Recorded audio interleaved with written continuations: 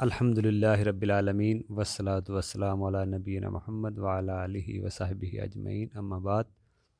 دوسری شادی کے لیے غلط شرطیں دیکھیں، بعض لوگ سمجھتے ہیں کہ دوسری شادی کے لیے پہلی بیوی کی اجازت ضروری ہے۔ ایسا کوئی مسئلہ نہیں ہے، حدیث میں ہے۔ ویسے پہلے دور میں کی اگر بات کریں، پہلے کے دور میں عورتیں پہلی بیوی ناپسند یعنی کہ کرتی تھی غیرت کے نام پہ، لیکن فتنہ نہیں کرتی تھی۔ پہلے زمانوں کی اگر آپ بات کریں، جو پہلی بیوی ہوتی تھی وہ ناپسند کرتی تھی دوسری بیوی کو غیرت کے نام پہ، لیکن وہ فتنہ، لڑائی جھگڑا، طلاق کی ڈیمانڈیں کرنا، اس کو طلاق دو، ایسے کرو، ایسے نہیں کرتی تھی۔ آج کی عورتوں کی طرح وہ، جیسے آج کی عورتیں اخلاقی طور پر اب جو ہے نا وہ بتا دینا اس کو بتا دینا چاہیے، ایک الگ معاملہ ہے، ٹھیک ہے نا۔ آج کے دور کی جو عورتیں، ان کو آپ یہ کہہ لیں کہ اخلاقی طور پہ ان کو بتا دینا چاہیے اگر آپ دوسری شادی کر رہے ہیں۔ پہلی دور کی عورتوں کی تو بات آ گئی ہے سامنے کہ وہ ناپسند ضرور کرتی تھی لیکن غیرت کے نام پہ، لیکن فتنہ فساد نہیں کرتی تھی۔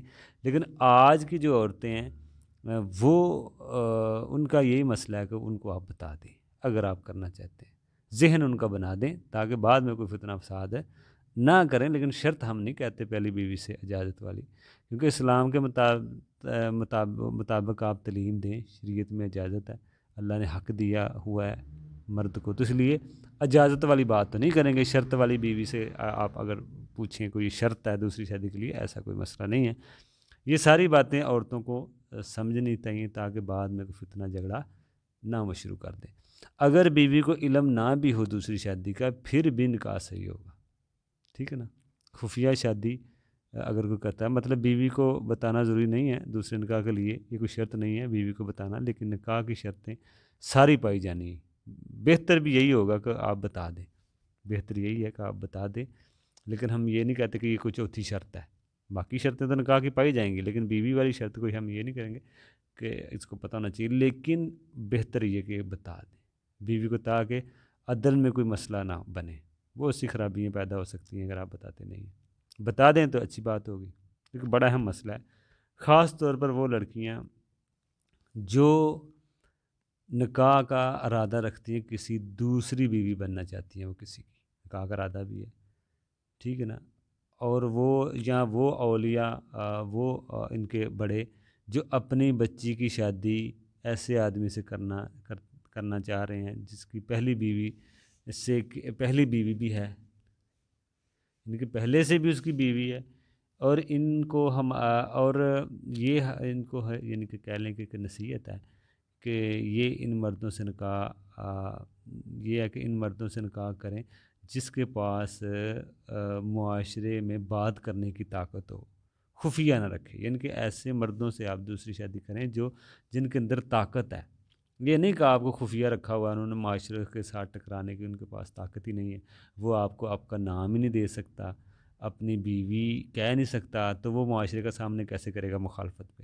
تو کوشش یہی ہے کہ جو عورتیں دوسرا بیوی بننا چاہتی ہیں یا جو بڑے ہیں اپنی بچیوں کو دوسری بیوی بہنوں کو بنانا چاہ رہے ہیں کسی کی، اگر وہ جو خاوند ہے وہ معاشرے سے ساتھ بات نہیں کر سکتا، لڑ نہیں سکتا، خفیہ رکھ رہا ہے، چھپ کے رکھ رہا ہے، کل کو اگر سامنے بات آتی ہے تو وہ کیا مقابلہ کرے گا؟